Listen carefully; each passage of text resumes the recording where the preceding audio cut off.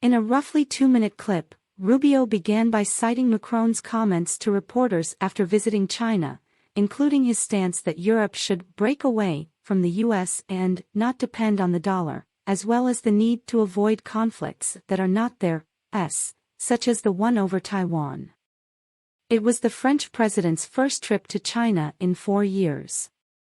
Rubio, who serves as vice chairman of the Select Committee on Intelligence and is a senior member of the Committee on Foreign Relations, also shared Politico's interview with Macron that contained his full comments. Calling it a good moment for us to ask Europe whether Macron speaks for all of Europe, Rubio questioned if the French president is now the head of Europe and the most powerful leader in Europe. Because if he is, there's some things we're gonna need to change, he stated. Europe and France specifically, he noted, has depended heavily on the United States for 70 years for their own defense.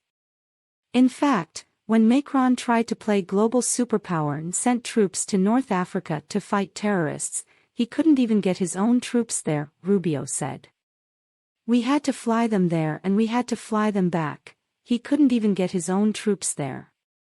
So if they're gonna break off on their own and follow Macron's lead, that's going to save us a lot of money, he added. Regarding the French leader's remarks on Europe's involvement in conflicts that are not ours, Rubio expressed the need to ask Europe, does he speak for them? We're pretty heavily involved in Ukraine right now, and we're spending a lot of our taxpayer money on a European war, and I supported that because I think it's in the national interests of the United States to be allies to our allies, he said. However, he warned, if, in fact, Macron speaks for all of Europe, and their position now is they're not gonna pick sides between the US and China over Taiwan, maybe we shouldn't be picking sides either. Maybe we should basically say we're gonna focus on Taiwan and the threats China poses, and you guys handle Ukraine and Europe, he said. So we need to find out, does Macron speak for Macron or does Macron speak for Europe, he added. And we need to get the answer to that pretty quickly because China is very excited about what he said. Though China enthusiastically supports everything he said, Rubio claimed that Macron had apparently said even worse. But the French presidency insisted that all the reporters that got that interview, they wanted to review the transcript and they apparently took out stuff that was even more aggressive that he said. So we need to find out where Europe stands, he concluded.